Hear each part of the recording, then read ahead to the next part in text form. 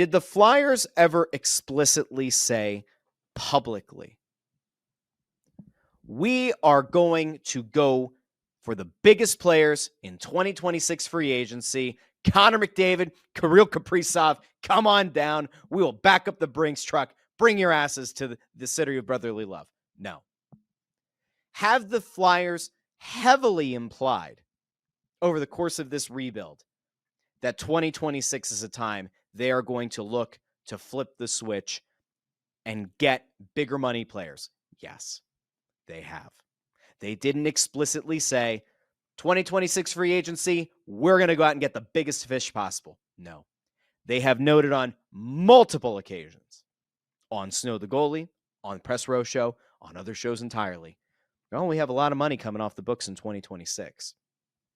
The implication has long been free agency in 2026 is where the Flyers were going to get frisky. Free agency in 2026 is when the Flyers were going to go out and try to get that mercenary, that big money guy to come in and take their team to the next level. And they knew that like whoever they were going to get wasn't going to make them an instant cup contender unless they somehow convinced themselves that Connor McDavid was really in play, which I don't think he was. But they might have made this point in their minds that they were going to be able to supplement this roster and fill out this roster with more elite young talent on the come up, and maybe fortify the roster with good veteran players that they'd be able to at least get a meeting with a Kaprizov, at least get a meeting with a McDavid. Now, again, did they sell themselves on the idea that Briere and Jones and Tocchet were going to be able to sit in a room with Connor McDavid and convince him to spurn the team that drafted him to move across the continent and go from Canada to the U.S. to be a member of the Philadelphia Flyers? Did they convince themselves that it could happen? I don't know. I tend to think no. Did they want to have that opportunity to make the pitch in the summer of 2026? Of course they did. Every other team in the National Hockey League wanted the opportunity to make that pitch to Connor McDavid. They have to wait at least 2 years now. Fine. Kaprizov is actually a guy that I think they really had significant interest in. And you could make the case, that's another winger. Why would they want to go after another winger? They already have a lot of wingers because their wingers aren't that good. This is the thing that's driving me nuts when talking to Flyers fans about the rebuild and talking to Flyers fans about what exactly is a realistic expectation for this season and next season and maybe the season after that. Oh, well, you can't look at a Kaprizov because what about Owen Tippett? What about Tyson Forster? What about Matvei Mishkov? What about Travis Konechny? What about Bobby Brink? What do we do with those guys? Well, Mishkov is a no-brainer. Konechny, they are committed to.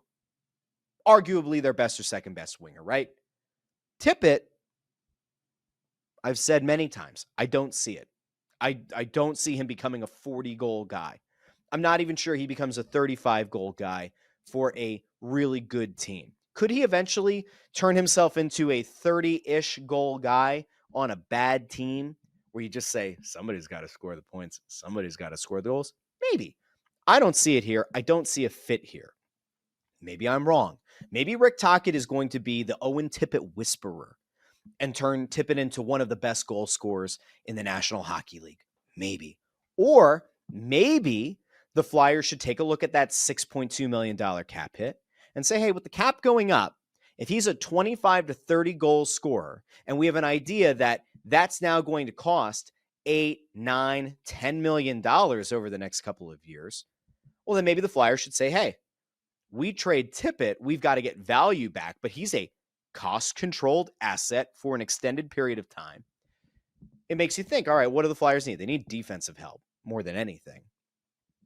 It makes you think, like, could a guy like Bo Byram, who they've long been enamored with, could they look to make a move for a Bo Byram? And Anthony DeMarco put out a thing, I think today, I think that's where I saw it going around, that the Flyers maybe could try to float out the idea of an Owen Tippett for Bo Byram swap. Now, why exactly would the Sabres want to make that move? I have no idea. I'm not exactly sure that they would want to.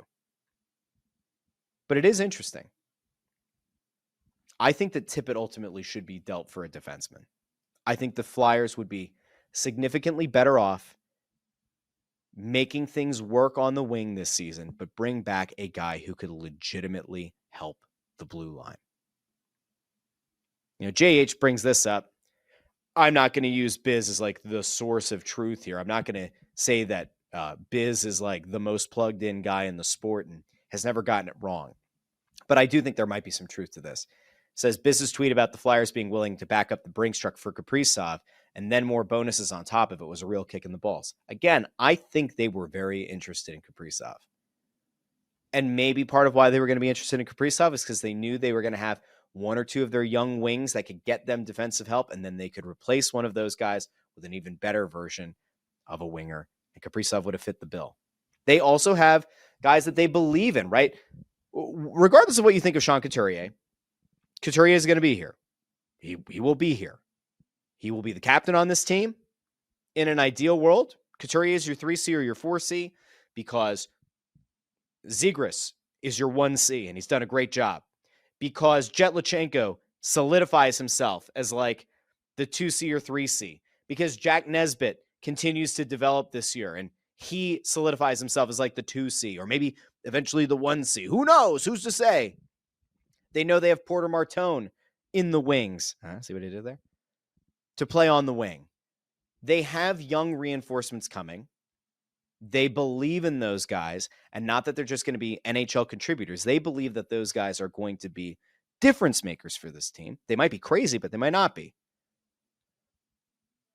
At some point, they're going to trade some of that wing depth to go out and get a young defenseman. They have to. Or to try to get a stopgap defenseman, akin to like what a Matt Niskanen was, akin to what a Ryan Ellis was supposed to be. They need help on the blue line in the worst possible way.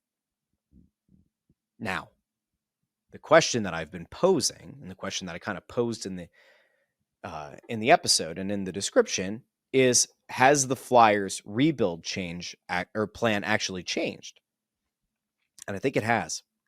And I think that to some extent, it's actually better for the Flyers that Kaprizov and McDavid are now off the board, because it's now forced the Flyers to come to grips with the fact that there are no major free agents coming up in 2026 that are going to fundamentally change the ceiling of this team.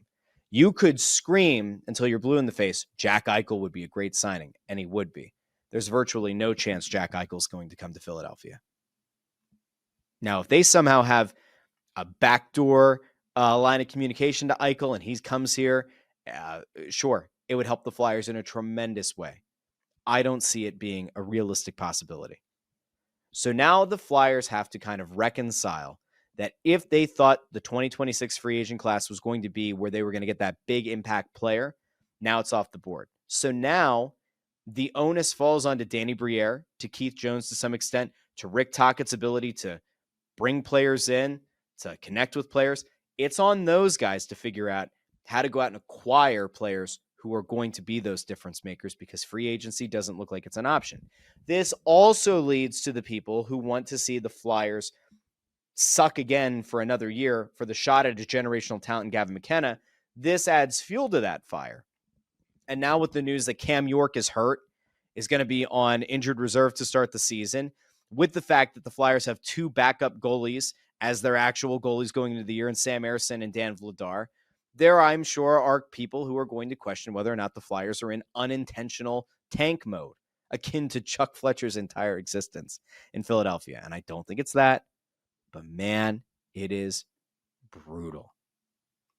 The good news for Flyers fans is there is no giant hope coming in 2026. There's no putting all your eggs in that basket only to be devastated when the team doesn't ultimately get the player. That part of this potential rebuild is over. Now everything falls on Danny Briere. You have to explore the trade market, use as many assets as you can, take as many of these young talents. What the hell was that? That was an airplane. I don't know if you guys saw that flying overhead.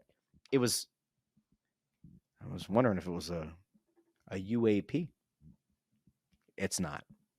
It was just an airplane. Anyway, Briere is going to have to figure out, with the assets they have available, with the young talent they have, is there a way to go out and make an impact move? A Byram would actually be interesting. I would love the idea. Go out and get another one of these guys that you've long rumored to be interested in and see if there's a way to make it work.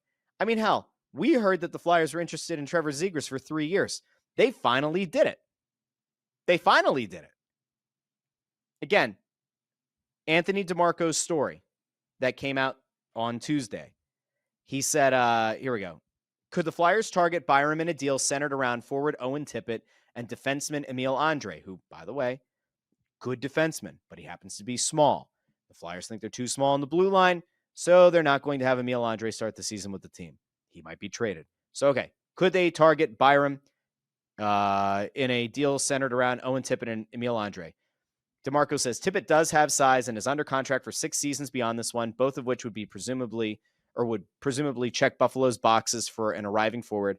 Andre, as DeMarco reported last Friday, could be on the outs in Philadelphia long-term and is capable of playing both sides on the back end.